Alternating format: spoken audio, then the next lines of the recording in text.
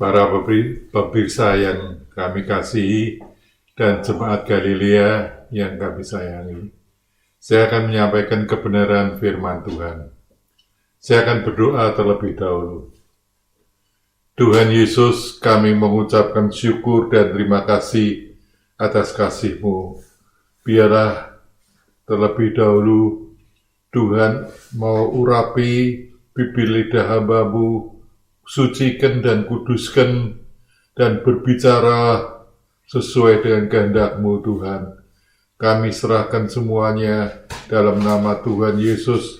Kami telah berdoa dan mengucap syukur. Amin.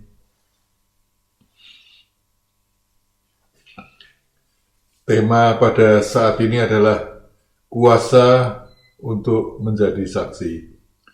Kisah 1 ayat 8 dan hingga 11.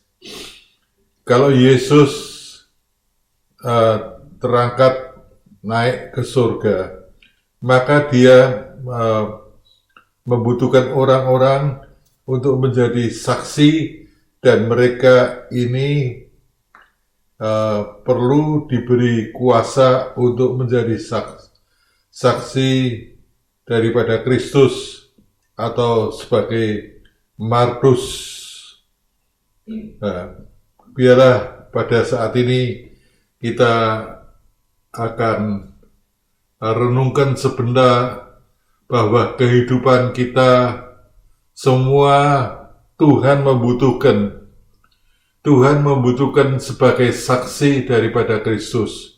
Bukan hanya tugas seorang pendeta atau gembala sidang, tapi setiap umat yang telah bisa melayani, mereka dipanggil untuk yaitu menjadi martus sebagai saksi daripada Kristus.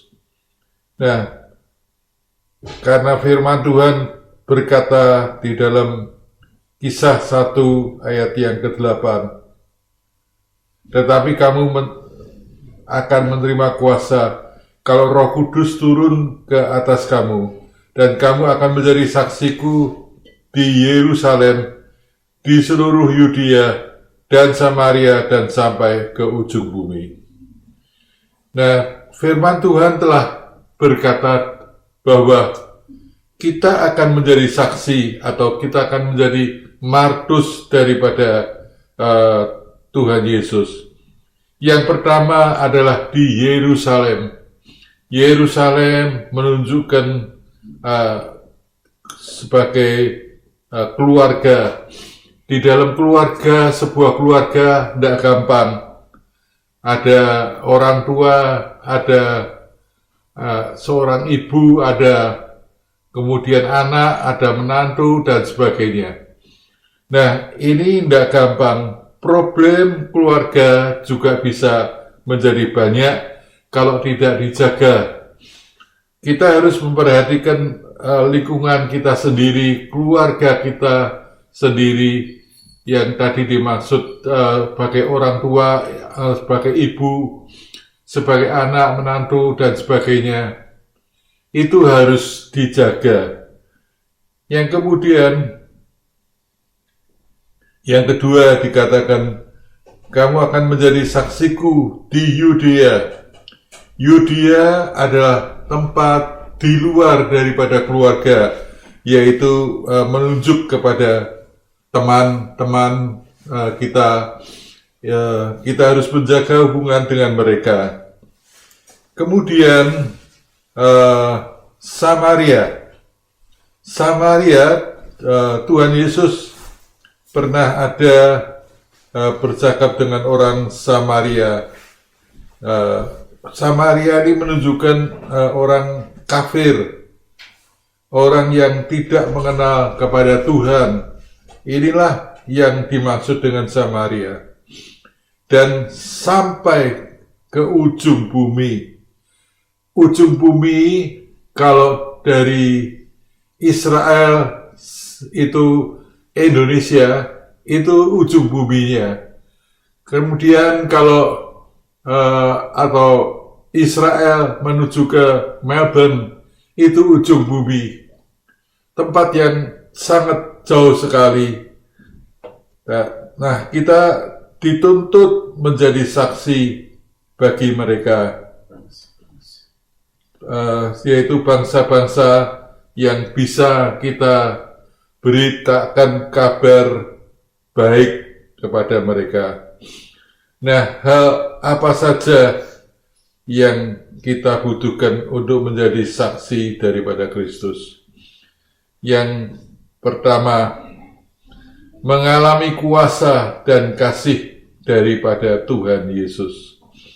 Mengalami kuasa dan kasih daripada Tuhan Yesus.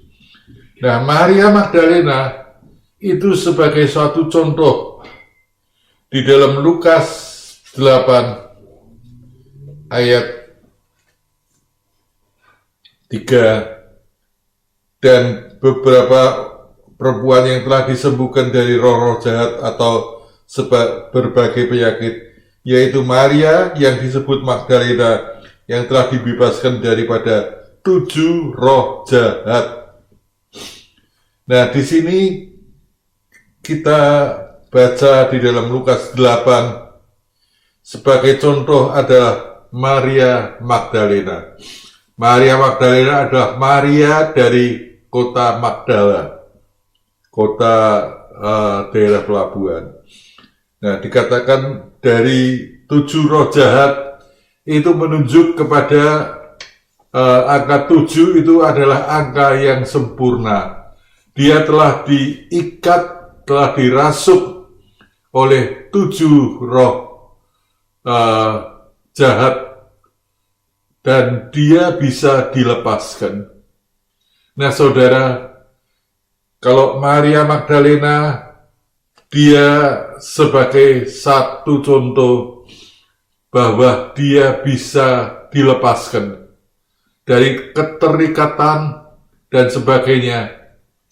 Tapi kemudian sebagai balas daripada rasa bersyukur itu, dia memberikan satu komitmen untuk melayani.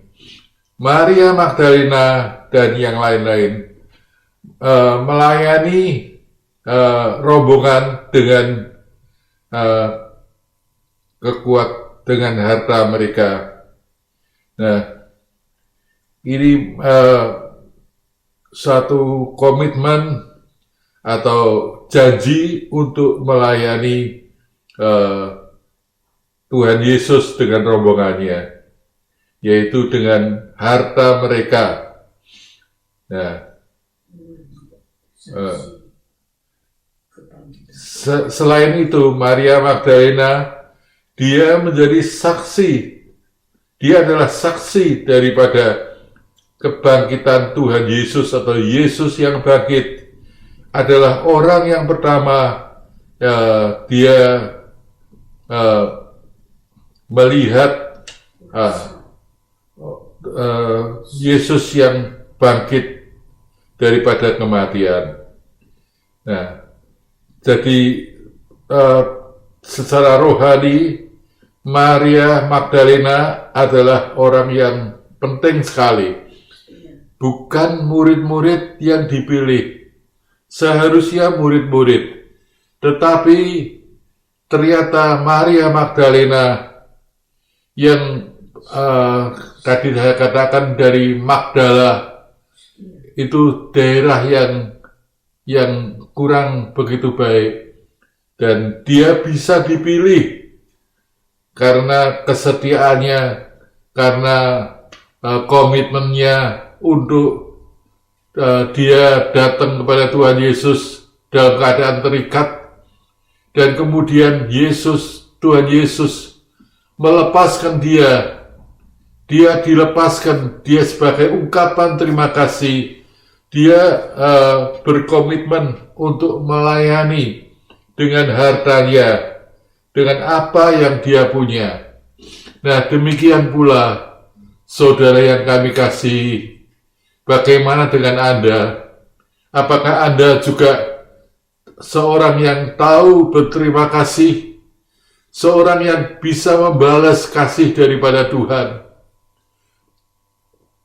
Sebagai pembicara, hamba-Mu sendiri pernah mengalami bagaimana Tuhan telah melepaskan hamba-Mu. Waktu itu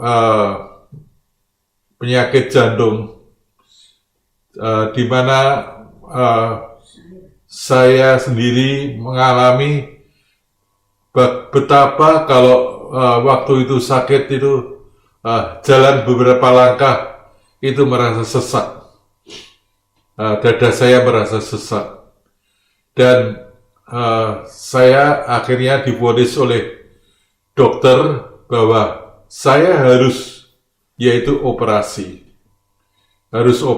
dan saya masih ada bekas-bekasnya. Saya operasi bypass itu. Nah, itulah pada waktu dokter mengatakan saya diputus untuk operasi, itu saya kaget sekali. Tetapi apa daya, saya banyak berdoa, saya hanya bisa menangis, saya mohon dukungan, baik waktu saya berangkat dari Semarang, dari Galilea, maupun saya berangkat dari Roma. Saya minta kepada keluarga untuk mendoakan. Tapi semua Tuhan yang jawab. Tuhan yang menjawab semua doa-doa itu. Saya bersyukur, berterima kasih bahwa Tuhan itu begitu baik. Nah, kita melihat bahwa yang ketiga, yaitu dipenuhkan oleh Roh Kudus. Kisah 2 ayat 1 sampai ayat yang keempat. Kisah 2.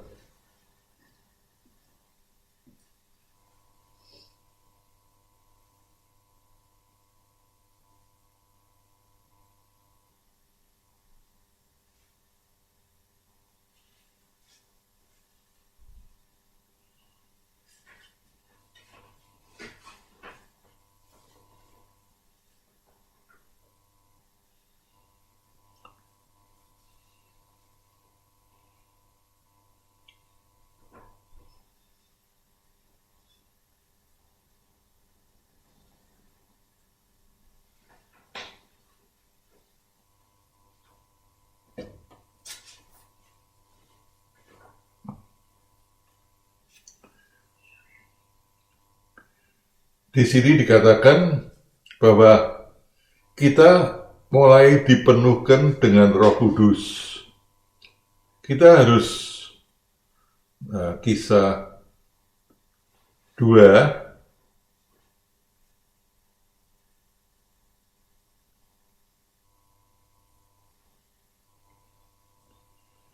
Pentakosta, hari Pentakosta. Ketika tiba hari Pentakosta, semua orang percaya berkumpul di suatu tempat. Tiba-tiba turunlah dari langit suatu bunyi seperti tiupan angin keras yang memenuhi seluruh rumah di mana mereka duduk, dan tampaklah kepada mereka lidah-lidah seperti nyala api yang bertebaran dan hinggap pada mereka masing-masing. Maka penuhlah mereka dengan Roh Kudus. Lalu mereka berkata-kata dalam bahasa-bahasa lain seperti yang diberikan oleh Roh itu kepada mereka untuk mengatakannya. Nah, waktu itu di Yerusalem diam orang-orang Yahudi yang saleh dari segala bangsa di bawah kolong langit. Ketika turun bunyi itu, berkerumunlah orang banyak. Mereka bingung karena mereka mendengar rasul-rasul berkata-kata dalam bahasa mereka sendiri. Amin. Nah, kita lihat suatu keheranan yang terjadi, yaitu ketika mereka dipenuhkan oleh Roh Kudus. Mereka dipenuhkan oleh Roh Kudus. Di dalam tadi firman yang telah saya baca. Nah, dan dikatakan bahwa Petrus tampil sebagai saksi Kristus dengan 3.000 orang dimenangkan di dalam Kisah 2 ayat 41. Nah, Petrus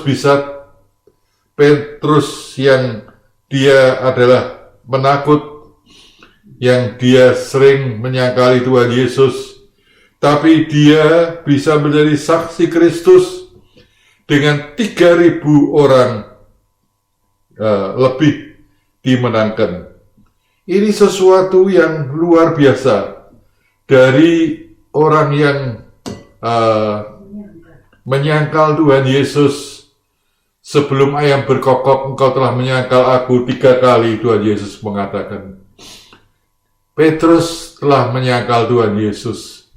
Tapi kita lihat bagaimana gereja awal Petrus menjadi saksi daripada Kristus. Dan bagaimana 3.000 jiwa lebih dimenangkan. Ini sesuatu yang luar biasa, yang hebat sekali. Mungkin zaman sekarang pun juga susah 3.000 orang langsung bisa dimenangkan oleh hamba Tuhan. Kemudian yang keempat, mau berjalan menjadi saksi Kristus. Nah, kalau kita mau menjadi saksi Kristus, kita harus apa? Apa yang Anda lakukan kalau kita harus berjalan menjadi saksi Kristus? Harus berani membayar harga.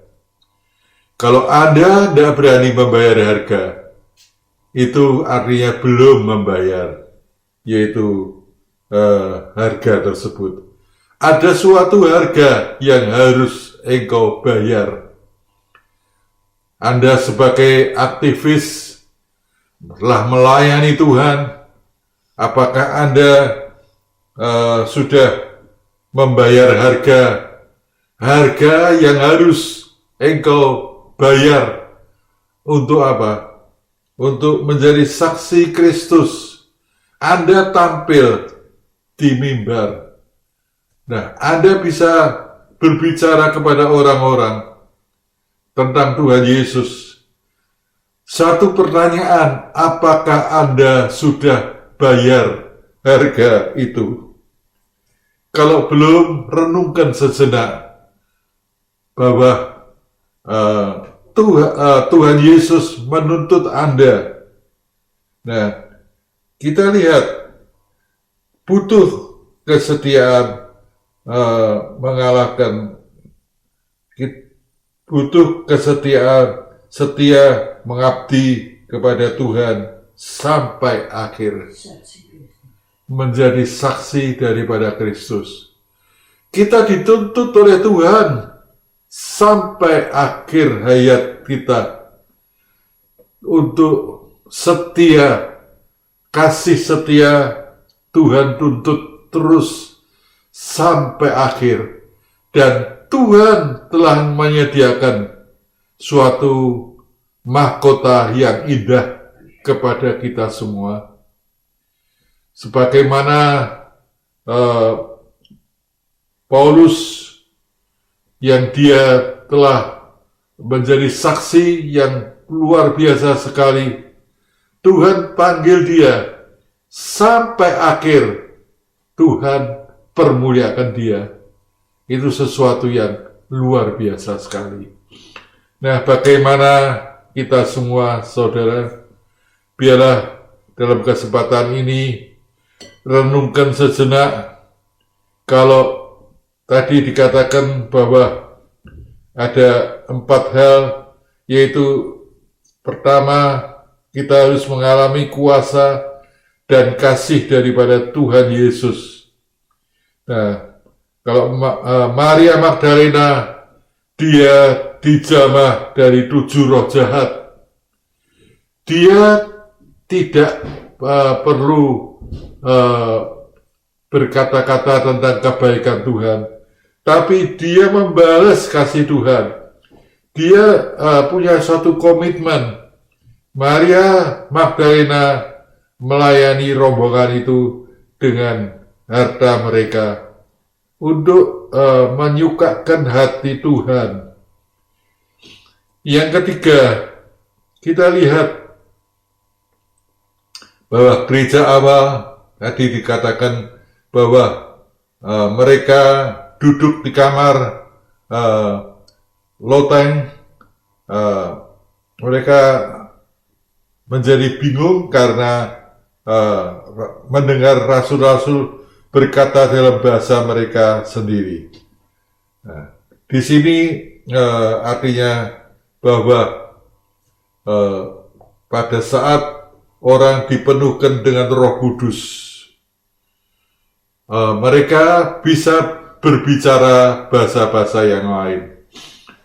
Nah, sebagai saya bersaksi, pertama kali hambamu dipenuhkan Roh Kudus itu pada saat di balai sidang, di mana altar call dipanggil saya sama istri saya. Nah, saya maju. Saya tidak minta apa-apa. Saya tidak minta ditumpangi tangan. Tapi saya merasakan bagaimana Tuhan penuhkan saya dari ujung rambut sampai telapak kaki. Wah, pertama kali saya dipenuhkan dengan Roh Kudus, dipenuhkan dengan kuasa, itu pertama kali saya alami. Aliran listrik yang luar biasa dari kepala saya sampai telapak kaki. Itulah yang saya boleh saksikan bagaimana pertama kali Roh Kudus mengurapi saya sebagai hambanya. Nah, biarlah pada kali ini saudara juga rindu untuk diurapi. Saudara rindu untuk Tuhan jamah urapi saudara menjadi suatu pelayan Tuhan yang menyukakan hati Tuhan. Nah, Tuhan tuntut terus. Mulai saya dulu tidak menyangka bahwa saya dipanggil menjadi seorang hamba Tuhan, pendeta. Kalau beberapa kali hamba Tuhan yang membimbing saya itu mengatakan supaya saya menjadi seorang hamba Tuhan, tetapi saya hanya geleng kepala, saya hanya tersenyum saja, tidak memberi jawaban. Tapi pada akhirnya itu kalau panggilan daripada Tuhan, kita tidak bisa lari daripada Dia. Nah, biarlah saudara menjadi saksi daripada Kristus adalah sesuatu yang penting. Dan tadi dikatakan kuasa untuk menjadi saksi. Kita perlu diberikan kuasa oleh Tuhan. Kita perlu diberikan dinamis yang berasal dari kata dinamit. Kita bisa meledak-meledak. Kita menyaksikan bahwa kita adalah saksi daripada Kristus yang Tuhan akan sertai kemanapun kita pergi. Saya sudah sekian tahun berapa saya lupa, tapi seorang hamba Tuhan pada waktu saya persekutuan, saya memejamkan mata, saya menutup, saya tidak melihat, tapi saya bisa merasa hamba Tuhan ini menuding saya. hamba Tuhan ini mengatakan bahwa pada satu saat Tuhan panggil Anda menjadi hambanya. Dan itu sesuatu yang terbukti. Belasan tahun yang lalu saya dinubuatkan, saya dituding oleh hamba Tuhan yang dari luar negeri yang bukan Indonesia, dan itu ternyata betul. Dan biarlah pada saat ini Anda yang mendengar renungan ini, firman Tuhan ini, Anda harus menyerahkan hidupmu untuk menjadi saksi daripada Kristus. Dan biarlah pada saat ini saya akan berdoa untuk saudara semuanya. Tuhan Yesus, pada saat ini, pada hari ini, Tuhan, kami telah mendengarkan kebenaran firman-Mu. Biarlah Engkau juga mau pakai kami sebagai saksi daripada Kristus. Berilah kami semua, yaitu kuasa untuk menjadi saksi dimanapun kami berada. Tuhan, Engkau tuntun kami, Engkau sertai kami, supaya kami bisa menyaksikan kasih Kristus dimanapun kami berada. Terima kasih Tuhan, terpuji nama-Mu. Kami serahkan semuanya hanya di dalam nama Tuhan Yesus. Sebagai penutup, saya memberikan sebuah ilustrasi seorang pemuda dari Kupang yang bernama Meltari. Ketika ia dipenuhkan Roh Kudus, ia diberi kuasa untuk menjadi saksi Kristus. Ia mengadakan KKR dan banyak jiwa dimenangkan. Meltari orang yang sederhana, tetapi ia dipakai oleh Tuhan, dipakai Tuhan luar biasa. Nah, biarlah saudara bisa juga menjadi orang-orang yang walaupun sederhana, tapi Anda bisa dipakai oleh Tuhan dengan luar biasa. Sebagai para Petrus tadi, dia bisa menangkan sekali waktu 3.000 jiwa. Petrus yang profesinya sebagai seorang nelayan, tapi dia bisa memenangkan jiwa yang luar biasa. Biarlah Anda semua akan dipakai oleh Tuhan dengan luar biasa. Haleluya.